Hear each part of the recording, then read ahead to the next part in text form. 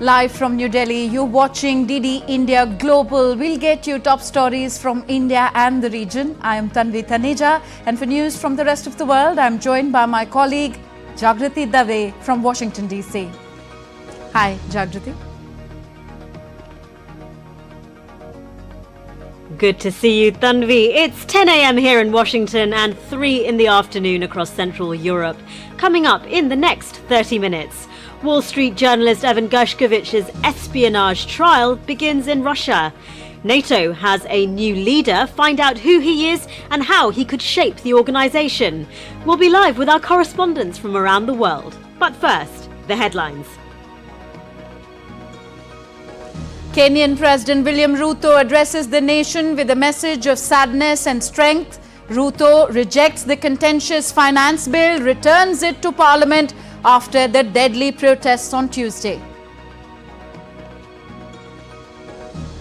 Australia welcomes Julian Assange back home as a free man after he pleads guilty for violating the US espionage law. Australia's Prime Minister Anthony Albanese thanks the US and the UK for their help in his release. NATO picks Netherlands' Mark Rutte as the next chief, succeeding Jens Stoltenberg. Rutte to start office as Secretary General from 1st of October 2024. And India's Sensex and Nifty end at record highs on Wednesday amid sustained buying in heavyweight stocks.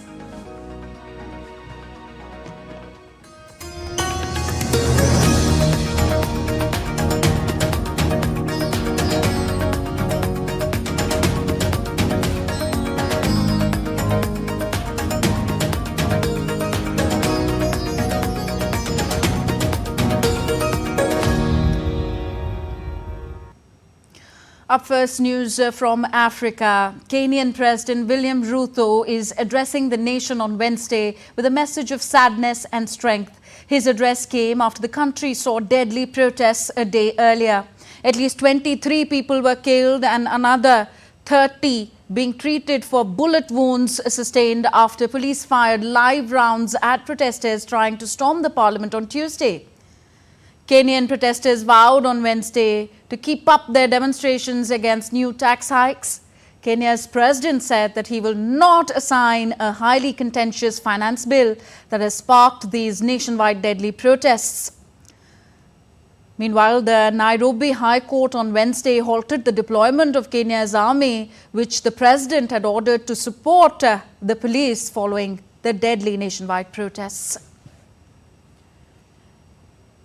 Kenyan police started their peacekeeping mission in Haiti that has been ravaged by gang violence, even as deadly protests back home prompted doubts. The first contingent of Kenyan police arrived in the Haitian capital on Tuesday, the day when Kenya witnessed turmoil. More than 80% of the city has fallen under the control of gangs. However, there is still a lack of concrete detail regarding the goals and actions of the latest mission. A previous UN mission, which lasted from 2004 until 2017, did little to improve the conditions on the island. Now, the Indian High Commission in Kenya's capital, Nairobi, issued an advisory for Indian nationals to exercise utmost caution, restrict non-essential movement, and avoid the areas affected by the protests and violence till the situation clears up. This is the advisory by the Indian Embassy in Kenya.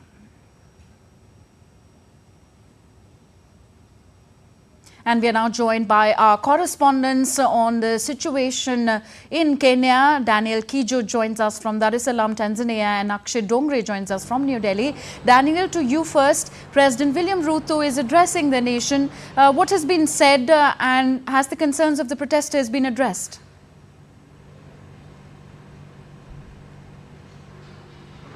Yes, indeed. The president has just finished his national address. Literally a few minutes ago, he was taking questions from members of press that were at the State House.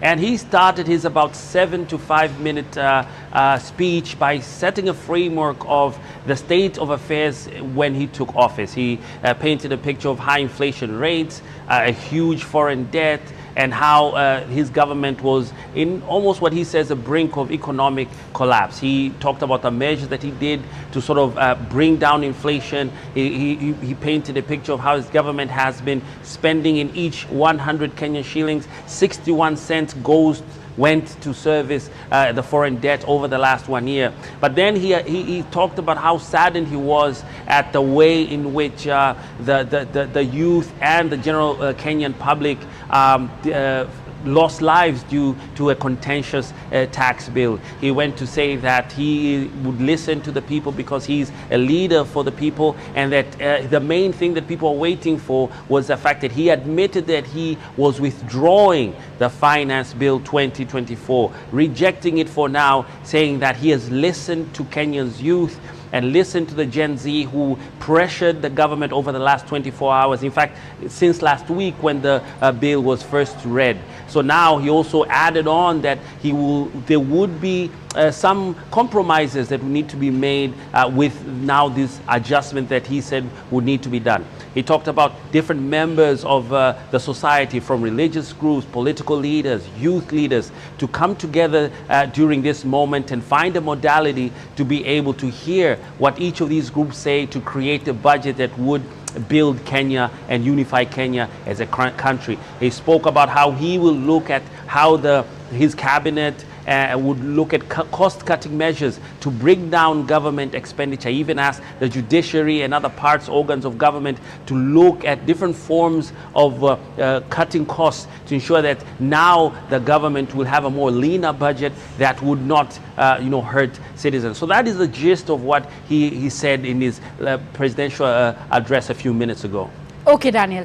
Akshay, to you now, as the situation in Kenya remains delicate, how many Indians constitute the diaspora in Kenya, and what has been advised to them specifically?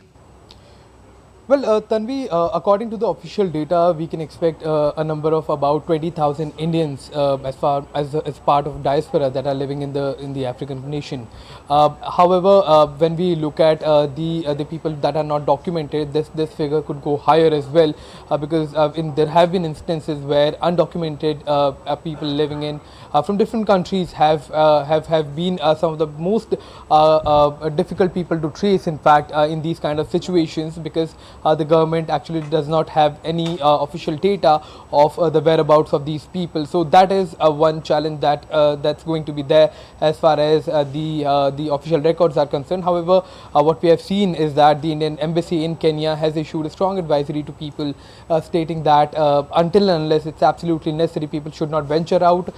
Unless there is a requirement to go out, people should avoid traveling at all costs, and especially to those areas where these kind of protests have been taking place. For example, near the parliament, where we have seen the protest intensifying, the Indian Embassy in Kenya has advised all the Indian nationals to avoid going to these areas and venturing out alone in these kind of areas where protests have been taking place for the past few days, and especially now with the news of deaths that have been reported by our colleagues in Kenya.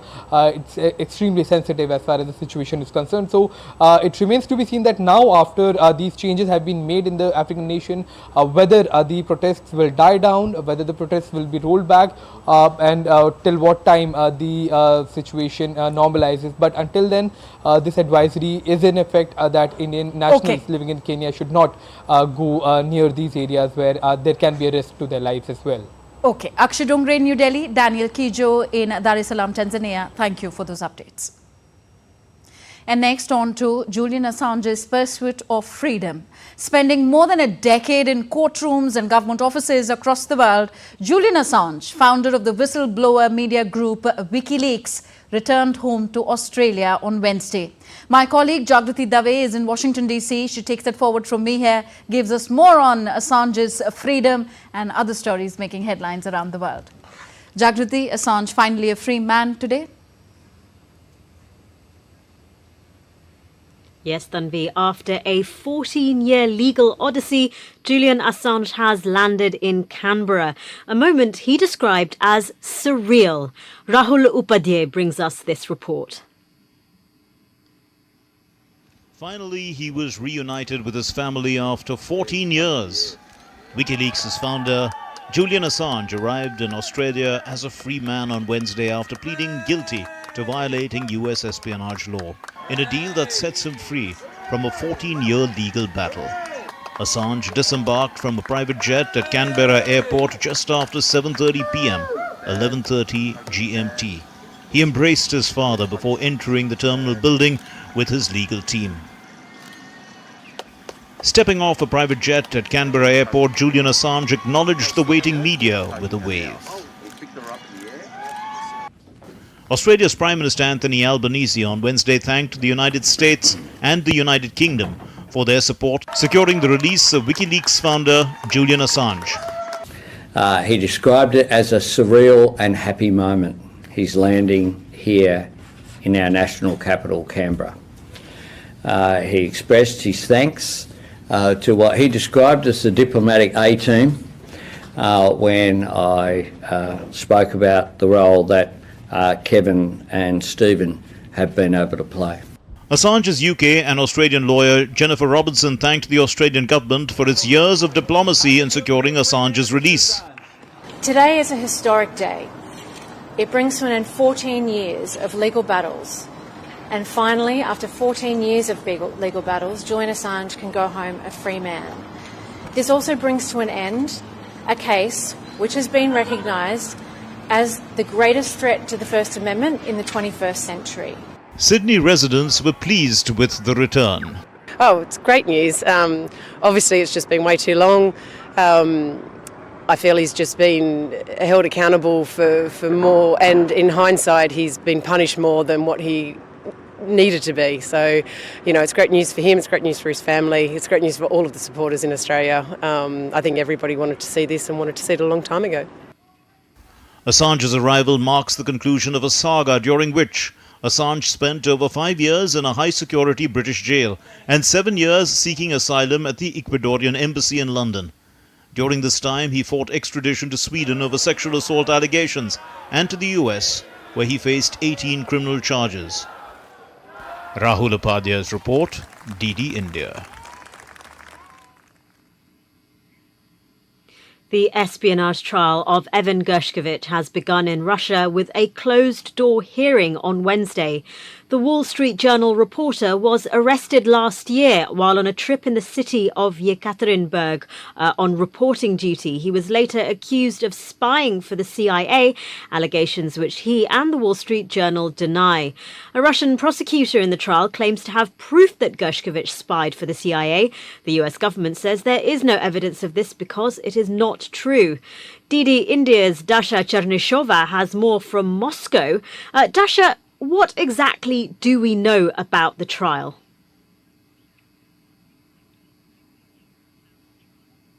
Well, it was a closed-door hearing, meaning that no representatives of the media, family, or the U.S. staff embassy or friends could have been present in the courtroom. However, 23 media outlets from Russia and 10 international media outlets have been accredited to film the protocol before the hearing started. And Evan Gershkovich was seen in the glass box wearing the necked T-shirt as well as his hands having been folded.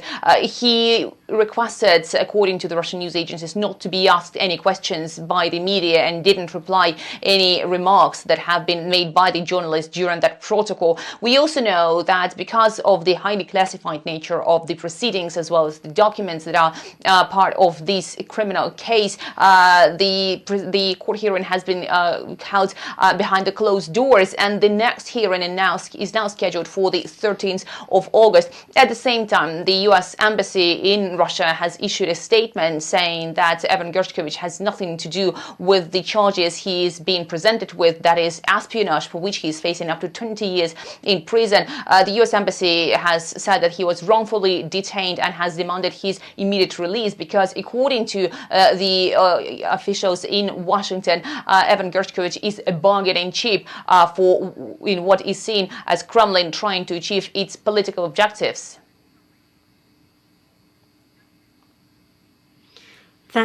Thank you, Dasha, for bringing us up to date. That was DD India's Dasha Chernyshova reporting from Moscow. Now, Russia and Ukraine each returned 90 prisoners of war, the most recent of several periodic exchanges. Russia reported that the repatriated prisoners had been in grave danger while in captivity. Meanwhile, Ukraine stated that the returnees included soldiers who had defended the Azovstal steel mill in 2022, as well as others captured when Russian forces briefly took control of the decommissioned Chernobyl nuclear power plant. The United Arab Emirates facilitated the swap as an intermediary. Russia says it plans to suspend 81 European Union media outlets in retaliation for the bloc's ban against 4 Kremlin news organizations last month. The ban will restrict people inside the country from accessing the outlet's online resources and broadcasting materials. The outlets from 25 European countries include Europe-wide media such as Politico, French outlets like the AFP, and newspapers such as Le Monde and Libération, among others. Russia accused the outlets of systematically distributing inaccurate information about the ongoing conflict. Meanwhile, European Union Foreign Policy Chief Josep Borrell condemned Russia's move, calling it a totally unfounded decision.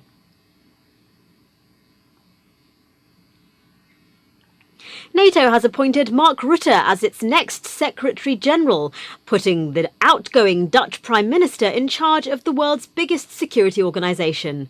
Rutte's appointment was sealed by NATO ambassadors during a meeting at the 32-nation alliance headquarters in Brussels. He will assume his functions as Secretary-General from the 1st of October. After declaring his interest in the post last year, Rutte gained early support from key members of the alliance, including the United States, Britain, France and Germany. Next, this morning, a New York judge has partially lifted a gag order imposed on Donald Trump following his conviction on charges related to attempts to influence the 2016 election. The revised order now allows Donald Trump to speak publicly about witnesses in the case, but maintains restrictions on commenting about individual prosecutors and others involved. Another order still prevents Donald Trump and his lawyers from identifying members of the anonymous jury due to concerns about threats made by his supporters against jurors.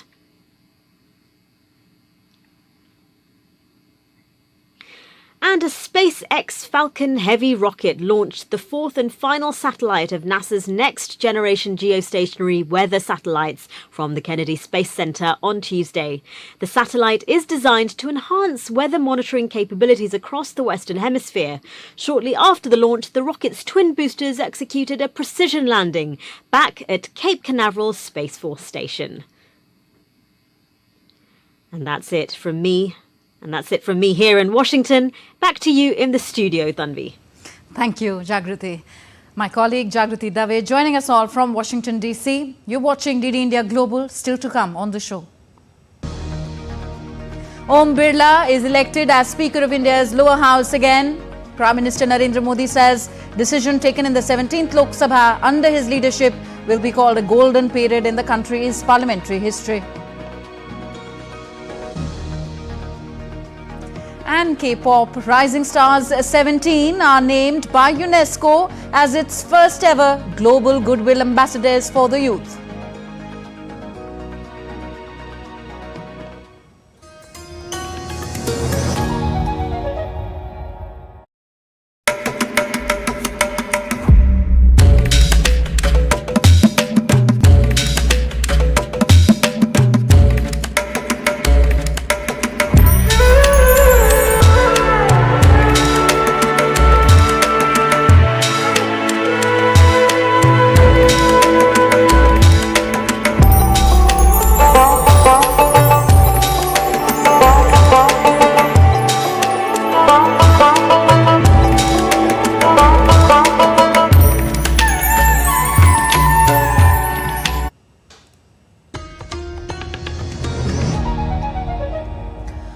Welcome back. You're watching DD India Global. I'm Tanvi Taneja. Next updates from India. BJP-led NDA nominee Om Birla was elected as the Lok Sabha Speaker on Wednesday after a motion moved by Prime Minister Narendra Modi was adopted through voice vote.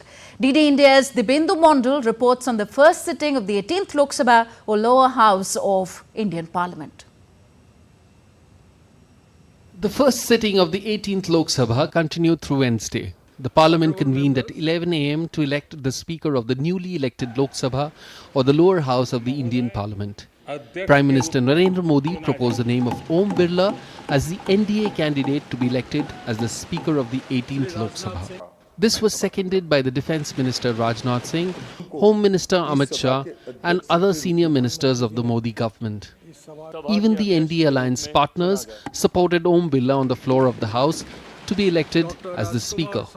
On the other hand, the Congress proposed K. Suresh as the candidate of the UPA alliance to be elected as the Speaker of the Lok Sabha. This motion was supported by the Samajwadi Party, the Nationalist Congress Party Sharad Pawar faction and other partners of the opposition alliance. The motion was put to vote on the floor of the House, and through a voice vote, Om Birla was declared as the elected Speaker of the 18th Lok Sabha. Soon after his election, Prime Minister Narendra Modi praised the Speaker for his successful term in the 17th Lok Sabha.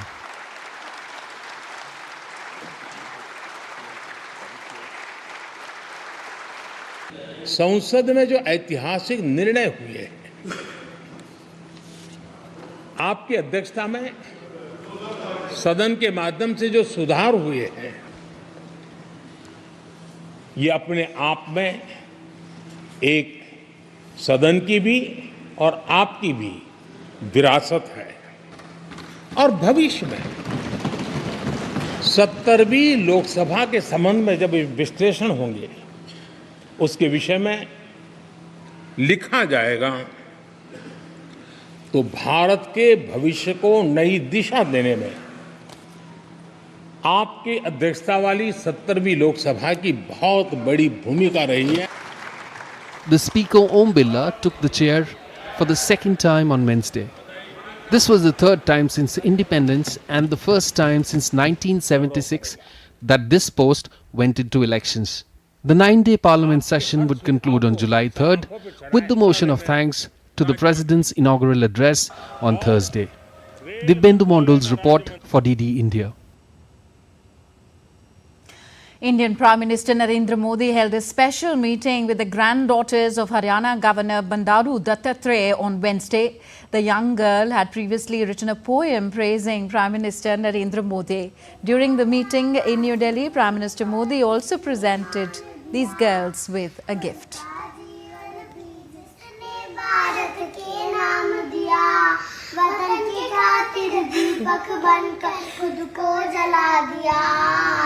शब्द ही नहीं जो इनका शुक्रिया करे, हाथ जोड़ मोदी जी को वंदन करे जय। The Indian benchmark indices, the Sensex and the Nifty reached fresh highs during Wednesday's session. The Sensex at the BSE climbed 621 points to hit a new all-time high of 78,674. The NSE Nifty was up 148 points to hit a fresh all-time high of 23,869. Selective heavyweight stocks have been driving the indices gains, with Reliance making a significant impact on Wednesday's trade.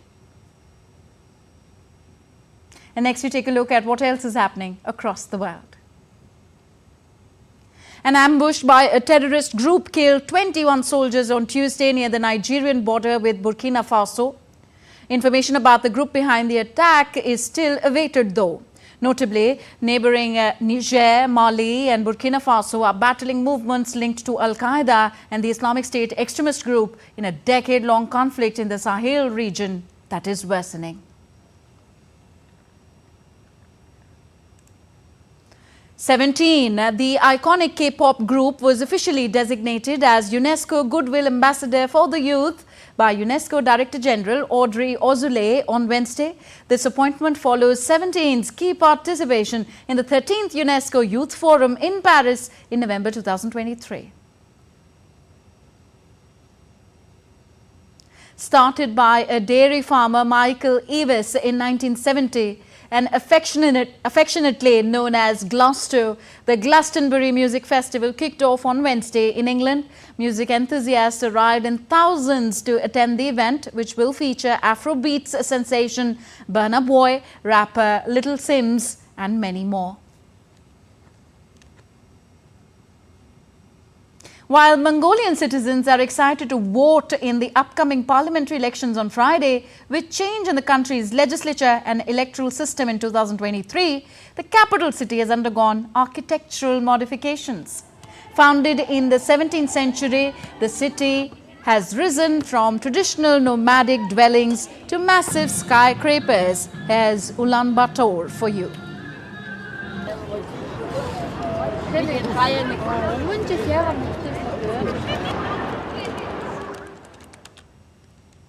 So that's it in this edition of DD India Global. Do let us know your thoughts on the news of the day. Connect with us on our different social media handles at DD India Live. And for those on the go, you can catch all the latest news and updates from India and across the world on our DD India mobile app. So that's it in this broadcast. We'll be back with more news as it breaks here on DD India. I'm Tanvi Taneja from my entire team here in New Delhi. Thank you for watching. Namaskar.